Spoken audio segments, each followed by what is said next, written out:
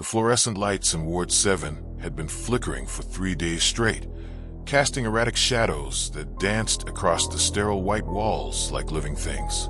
As the night shift orderly, I'd grown accustomed to the hospital's nocturnal quirks, the settling pipes, the whisper of ventilation systems, the distant hum of life support machines. But tonight felt different. It was 2:47 a.m. when I first noticed the silence. Not the peaceful quiet of sleeping patients, but an oppressive, unnatural stillness that seemed to swallow sound. Even the ever-present electronic beeping from the monitors had faded to barely audible whispers. I paused in my rounds, clipboard clutched in my hand, and listened. Nothing. "Hello," I called softly down the corridor, my voice sounding strangely flat in the dead air. No response came from the nurse's station, though I knew Maria was supposed to be there. I'd seen her just 20 minutes ago, updating patient charts with her usual methodical precision. Room 712 was my next stop, Mr. Henderson, recovering from emergency surgery. I knocked gently before pushing open the door, expecting to find him sleeping peacefully under the influence of post-operative medication. The bed was empty, not just unoccupied, completely stripped of linens, the mattress bare and stained with something dark that hadn't been there during my previous check. The four-stand beside the bed held a bag of what should have been saline solution, but the liquid inside was thick and dark, dripping slowly into tubing that led nowhere. My hands trembled as I checked the chart. According to my notes, Mr. Henderson had been sedated and stable. There was no record of him being moved, no transfer orders. I rushed to the nurse's station. The desk was empty, Maria's half-finished crossword puzzle abandoned beside a cup of coffee that had gone cold. Her sweater hung on the back of her chair as if she'd just stepped away. Panic clawed at my throat as I reached for the phone. The line was dead, not disconnected, but filled with a low, rhythmic sound like breathing. Deep, labored breaths that seemed to come from somewhere far away. The fluorescent lights above me flickered once, twice, then went out completely, plunging the corridor into darkness broken only by the dim red glow of emergency lighting. That's when I heard the footsteps. They came from down the hall, slow, shuffling steps accompanied by the squeak of wheels, as if someone was pushing a gurney. But there was something wrong with the rhythm, an irregular dragging sound that made my skin crawl. Through the red-tinted darkness, I could make out a figure approaching, tall and thin, dressed in surgical scrubs. As it passed under an emergency light, I caught a glimpse of its face. It was Mr. Henderson, but it couldn't be.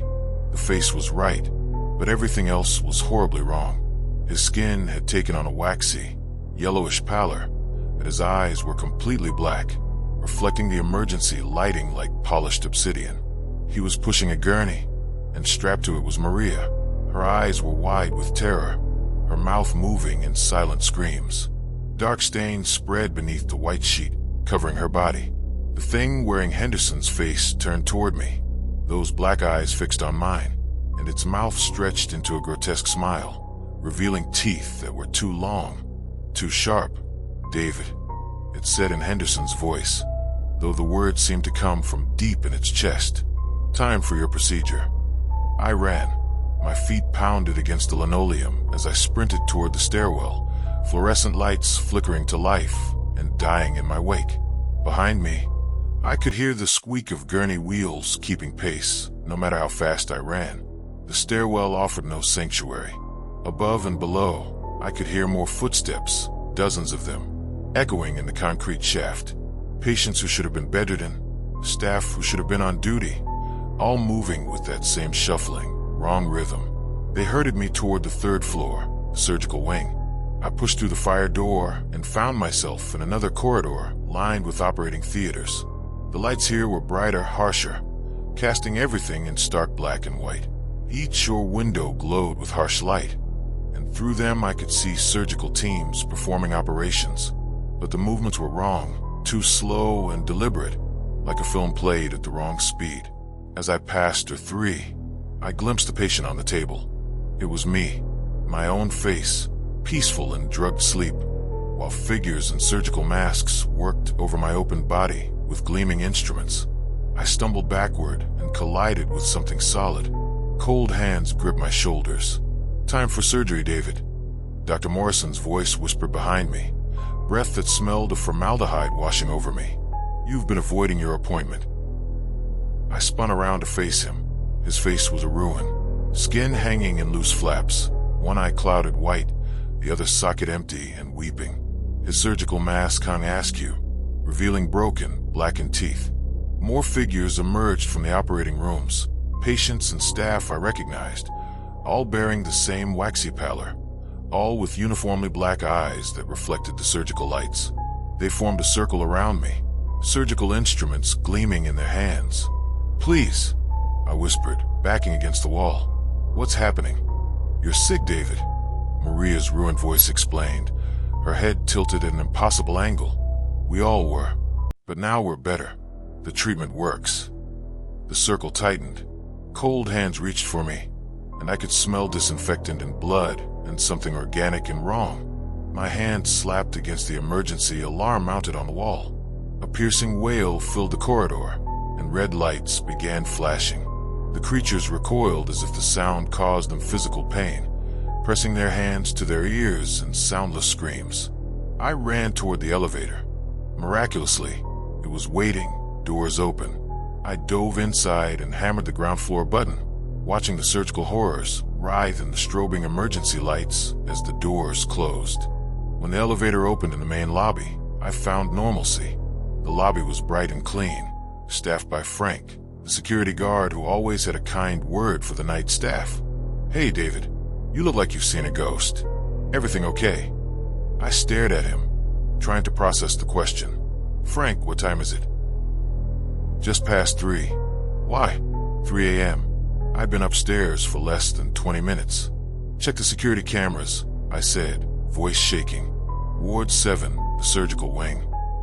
Frank frowned but turned to his monitors. Every screen showed normal hospital corridors, properly lit, with staff moving about their duties. Patients sleeping peacefully. Maria at the nurse's station, working on her crossword. "Looks normal to me," Frank said with genuine concern. "When's the last time you took a break? You've been pulling a lot of doubles." I stared at the monitors, unable to reconcile what I was seeing with what I'd experienced. Room 712 showed Mr. Henderson sleeping soundly, properly connected to his 4. "Maybe you're right," I said finally. Maybe it had been stress, exhaustion, some kind of hallucination. But as I gathered my things, Maria looking up with a concerned smile, I noticed something that made my blood freeze. The pen she was using for her crossword was a scalpel, and when she smiled, her teeth were just a little too sharp. I left the hospital that night and never returned. The official story was stress-related hallucinations brought on by overwork. The administration was very generous with their severance package, but sometimes, late at night, I get calls from unknown caller. When I answer, I hear surgical instruments clinking together and voices I recognize calling my name. "Time for your appointment, David," they say. "The doctor's ready to see you now." And when I drive past the hospital, I sometimes see a figure in a third-floor window. It waves with surgical gloved hands, and even from that distance, I can see its black, mirror-bright eyes. The appointment is still waiting, and sooner or later, everyone keeps their appointments. Some cures are worse than any disease, and some hospitals never let their patients truly leave.